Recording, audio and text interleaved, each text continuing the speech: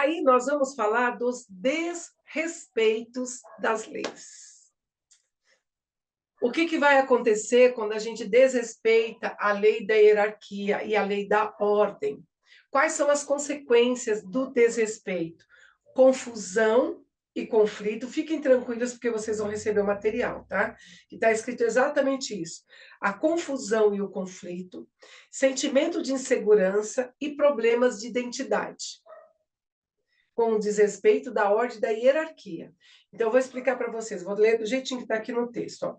Quando a ordem quando a ordem hierárquica é violada, por exemplo, quando os filhos tentam assumir o papel dos pais, ou quando um membro mais jovem tenta liderar o sistema, pode haver confusão e conflitos dentro da família. Isso pode resultar em desrespeito mútuo e desequilíbrio nas relações. O sentimento de insegurança. Os membros podem se sentir inseguros ou desorientados quando as funções de responsabilidade estão fora do lugar. A hierarquia estabelece um senso de segurança, previsibilidade dentro do sistema. E os problemas de identidade. Os indivíduos podem ter dificuldade em definir seus papéis e responsabilidades dentro da família, levando às crises de identidade e à dificuldade no relacionamento com os outros, quando a gente não respeita a ordem da hierarquia. Então, quando às vezes você vê dentro de uma família filhos que não sabem o que eles querem fazer, sabe? Os filhos que eles não têm um caminho traçado. Parece que eles estão meio à deriva, vai para um lado, vai para o outro, não tem algo certo para eles. Pode ver que tem papel ali na hierarquia que está sendo modificado. Uma coisa que eu lembrei. Às vezes, uma mãe fica viúva com criança bem pequenininha, e aí o que acontece? O pai morre e a mãe vira para o filhinho e diz assim: agora, filhinho, você é o homem da casa. Essa criança vai viver uma vida inteirinha fora do lugar dela. Ela vai viver uma vida inteira fora do lugar, porque ela vai, entre aspas, se casar com a mãe. É a mãe dá um lugar para ela de marido, não literalmente, mas do homem da casa. E às vezes é um pequenininho, 2 anos. A criança escuta isso, a mãe dizendo: agora você é o hominho da casa, agora você é o hominho da mamãe. Nunca mais essa criatura se liberta dessa imposição, desse decreto que a mãe dá. Então, gente, é muito, muito importante quando a gente vê essas mães dizendo: ai, aqui o hominho da mamãe, o papai foi embora, mas ele ficou. Esse menino vai ser o filhinho da mamãe quando ele crescer. Ele não vai querer largar a mãe, porque ele recebeu uma imposição. E é como se ele recebesse um carimbo. Esse carimbo fica para ele, para a vida. É a mesma coisa uma mulher, quando a mãe morre, o pai fica lá com os filhos menores, pequenos, e o pai diz: agora, filha, você está no lugar da sua mãe. Agora você é a mulher da casa. E aí fica nessa relação nunca. É a consequência, gente, dos papéis invertidos. E aí a pessoa não sabe se ela é a mulher, se ela é a irmã mais velha, se ela é a mãe. Há uma inversão dentro que aí a pessoa nunca vive o que ela tem que viver. Então, é bem complicado. Isso quando há o desrespeito da lei da hierarquia. E o desrespeito da lei do pertencimento. As consequências: exclusão e sentimentos de rejeição, repetição de padrões, dificuldades em relacionais. Olha só, quando um membro da família é excluído, isso intencionalmente ou não, isso pode gerar sentimento de rejeição e inadequação, afetando a autoestima e o bem-estar emocional dos envolvidos.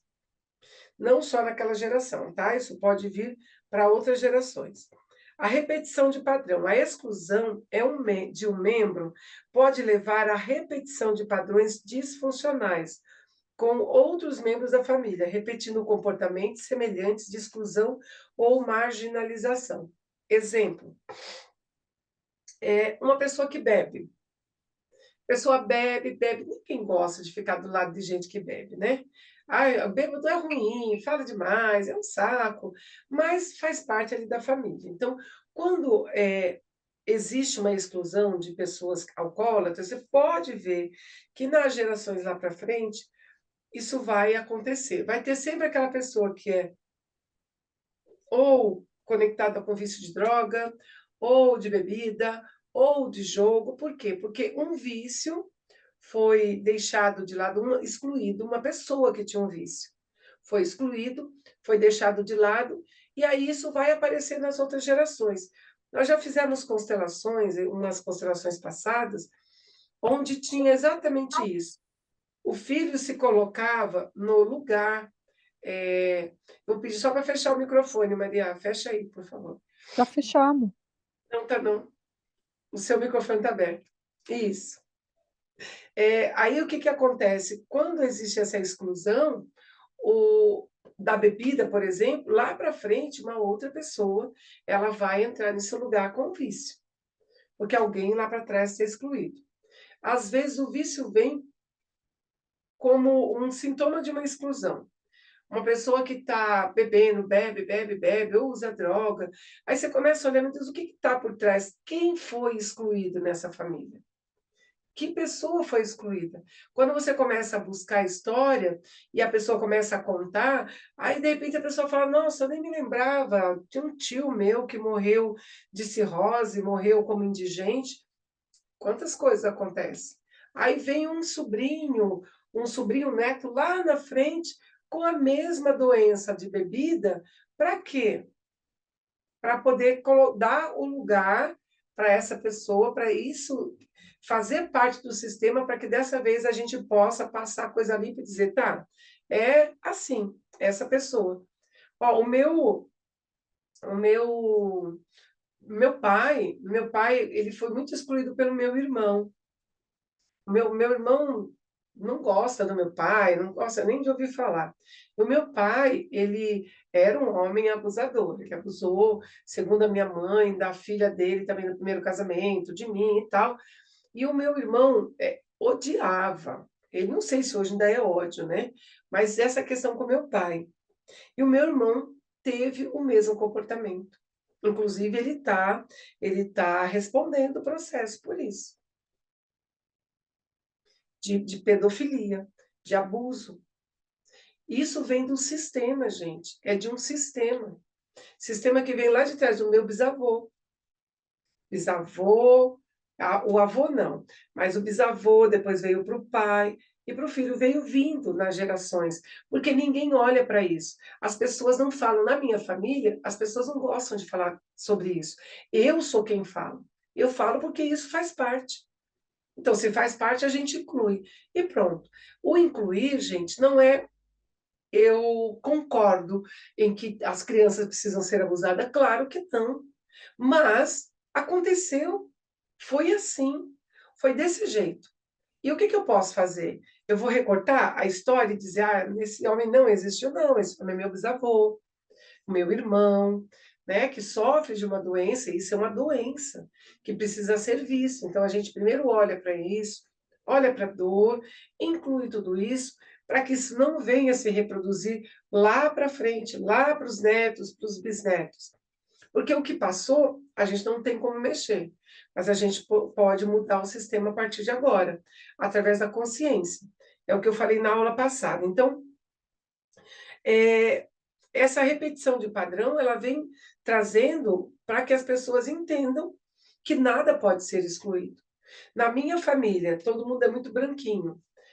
O meu bisavô, do lado do meu avô, pai da minha mãe, o meu bisavô era filho de escravo. O meu avô era moreno, clarinho, e o resto tudo bem branco, branco, branco, branco. O meu bisavô, meu avô, ele odiava negro. Ele não deixava ninguém casar com negro. A minha mãe queria casar, o primeiro amor da vida da minha mãe era um homem negro. Minha mãe queria fugir com ele. Minha mãe não pôde casar. Por quê? Por que isso?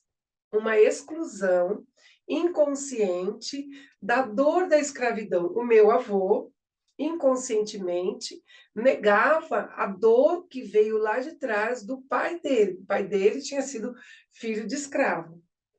E aí, o que que aconteceu, gente? Todas as pessoas da família casaram com negros.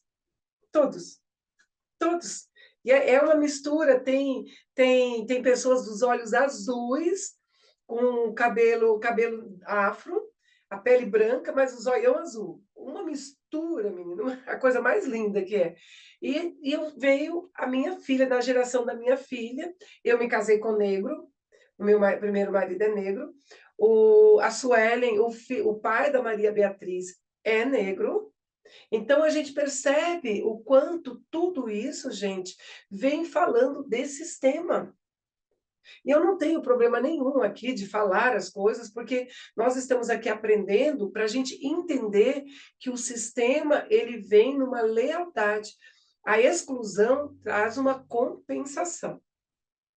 Tá? Traz uma compensação. Por quê? Nada, ninguém pode ficar excluído, nenhum comportamento. Por isso que o Bert, ele é um pouco meio que sofre preconceito com as pessoas, que as pessoas dizem que o Bert Helling não fala sobre moral, porque ele não exclui nada, ele inclui tudo. Aconteceu, é assim. Hitler foi o cara que foi responsável por tudo que aconteceu na Alemanha, mas tem história por trás disso. Então, o Bert falava, vai ter parte no livro mais à frente, que ele vai falar sobre isso. Precisa incluir o que aconteceu, não é excluir Hitler. E aí, como é que você fala isso? Sem julgamento, sem cobrança, sem crítica, só fazendo a leitura do que é. E aí é que a gente tem que trabalhar dentro de nós o não julgamento, porque senão a gente vai reproduzir padrão. Outra coisa, dificuldade nos relacionamentos. A exclusão pode afetar a capacidade dos membros da família de formar e manter relacionamentos saudáveis, tanto dentro de casa como fora. A exclusão faz com que os membros da família tenham dificuldade de manter um relacionamento, um casamento. Se eu excluo esse meu irmão, ele se casou uma vez, teve a filhinha, ele teve uma filha com a prima, né? Ele teve uma filha com a prima dele, que ele não chegou a reconhecer e colocar, registrar, porque ela estava morando com outra pessoa. E depois ele teve uma filhinha, que hoje está com uns 7, 8 anos. Só que ele não ficou casado. Ele não teve a relação. Por quê? Existe uma exclusão do pai. Então, ele precisa fazer um movimento para ir para o pai, internamente ele, para ele reaver esses comportamentos, deixar com o pai aquilo que é do pai e trazer para ele o direito de viver, o direito da vida. Entende? Então, quando a gente exclui, essa exclusão, ela não é sem consequência, tá? Agora, o desrespeito da lei do equilíbrio da troca. Conflitos e ressentimentos. Desequilíbrios na troca de dar e receber podem levar a conflitos e ressentimentos. Quando um membro sente que está dando mais do que recebe, isso pode causar sentimento de injustiça e de frustração. Exemplo, você tem um amigo e você dá tudo para esse amigo, sabe? Aquela pessoa que fala, ai meu Deus, essa pessoa é muito maravilhosa, e você entrega, dá um monte de coisa, ajuda a pessoa aqui, ajuda a pessoa ali, pega seu salário, ajuda a pagar o aluguel. Gente, você faz tudo o que tem que fazer, seja um membro da família, um amigo, não importa. Essa pessoa que recebe muito, ela vai embora. Ela vai. Ela não fica. Sabe por quê? É pesado demais para ela ficar. Ela não consegue trocar. Lembra que eu falei da brincadeira, da caneta? Eu recebo uma caneta simples, eu ganho uma de ouro depois. Não tem como. Sabe por quê? Porque quando você não gera essa troca justa e existe um desequilíbrio, a primeira coisa que acontece é a pessoa ir embora. Aí sabe o que a gente diz? Ingrata essa pessoa. Olha que pessoa ingrata, eu fiz tanto, dei tudo, fiz o que eu pude, tirei a roupa do meu corpo. E essa pessoa vai embora porque ficou pesada, ela não consegue trocar mais, ela não consegue equilibrar. Você deu tanto que é como se a pessoa dissesse, nossa, só se eu nascer de novo, porque não tem condição. Gente, isso é real mesmo. Isso a gente sente muito, muito, muito na pele. Outra coisa, sobrecarregamento e fadiga. O membro pode sentir-se sobrecarregado se assumir responsabilidades desproporcionais, quando outros podem sentir-se dependentes ou desinteressados em contribuir. Exemplo, uma família tem 5 filhos. Aí tem os pais. Os pais já estão velhinhos, tem 5 filhos, só que sobra para um só. Esse um filho, ele precisa fazer o quê? Chamar os outros irmãos e dizer, olha, o pai e a mãe estão precisando de ajuda. Então, nós precisamos revezar. A mãe fica uma semana com você, a mãe e o pai ficam, reveza. Ou, ó, a gente vai colocar um cuidador, mas aí se os outros irmãos não querem saber? Esse se sente sobrecarregado, ele acaba gerando, ele tem que assumir a responsabilidade, só que ele não tem que assumir. Ele pode dizer: eu estou aqui acionando a justiça para fazer com que vocês também me ajudem a cuidar do pai e da mãe. Mas na maioria das vezes, vamos dizer que é um filho que tem dinheiro, que é rico, ele toma para ele toda a responsabilidade. Aí alguém diz: ah, mas lógico, ele pode, né? Ele tem dinheiro, já que ele tem dinheiro, deixa que ele cuida. Só que não é assim. A responsabilidade tem que ser iguais. Se aquele ali tem um dinheiro, ele pode pagar uma coisa a mais, os outros precisam se movimentar, mesmo que seja visitar o pai, levar o pai para passear, todos têm que ser envolvidos, porque senão fica pesado demais. Isso vai causando a fadiga, vai causando sobrecarga, e isso vai gerando um peso muito grande. Uma outra coisa é a distorção das relações. O desequilíbrio pode distorcer as relações familiares, criando uma dinâmica onde alguns membros se sentem explorados ou não valorizados, enquanto os outros podem sentir-se culpados e insatisfeitos. É a mesma coisa desse caso que eu falei. Então, tem lá 5 filhos, vamos dizer que tem 4, tá? Tem 4 filhos, e os pais poderiam ficar um pouquinho na casa de cada um, passar uma semana na casa de cada um, revezar, e isso não acontece. Isso distorce. Isso faz com que os irmãos não se entendam, os pais se sintam um peso na vida dos filhos, os pais entram num processo de depressão, de sofrimento, porque eles se sentem até mesmo culpados por estarem naquela condição e não conseguirem deixar com que o filho viva a vida deles. Então, a gente tem que olhar muito. Ah, mas é porque eu sou a única disponível. Mentira, você é arrogante.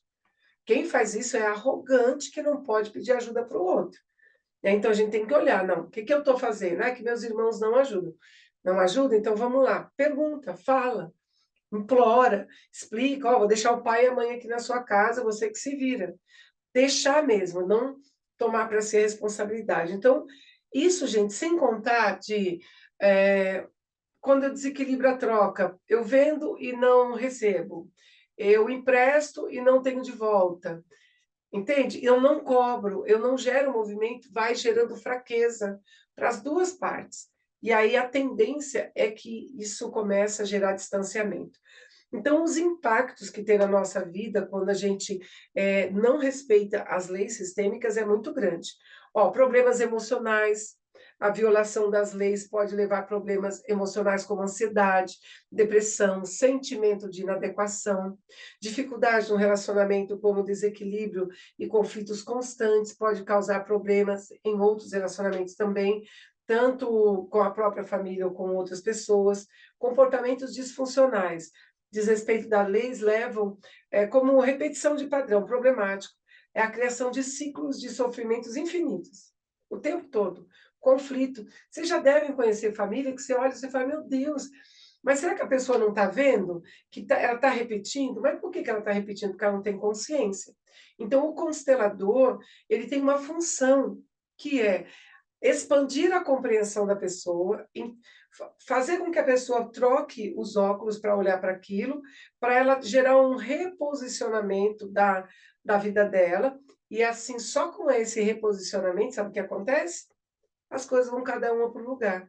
E aí gera uma fluidez, porque a vida parada, empacada, estagnada, é as leis sendo desrespeitadas. Então, a cada um de nós vai ter que olhar, fazer ticando assim, ó, todo dia. Será que eu estou fazendo isso? Minha vida financeira está assim. Onde está ligada? Deixa eu ver o que está acontecendo. Tá? Então, o outro impacto também é o impacto nas gerações futuras. Esses padrões disfuncionais, ele vai gerando dinâmicas problemáticas e podem transmitir como uma doença para a futura geração, perpetuando esse ciclo de desarmonia por muitas e muitas e muitas e muitas gerações. E a gente não sabe, porque, gente, eu já vi famílias onde, fulano não fica lá porque fulano chegou, aí não conversa com o outro, e que, gente, o que é isso? É família. Só que existe isso dentro de famílias. E por quê? Porque existe descumprimento das leis sistêmicas, só tem que entender quais delas são. E aí, quando você começa a aprofundar, você começa a cortar esse vínculo.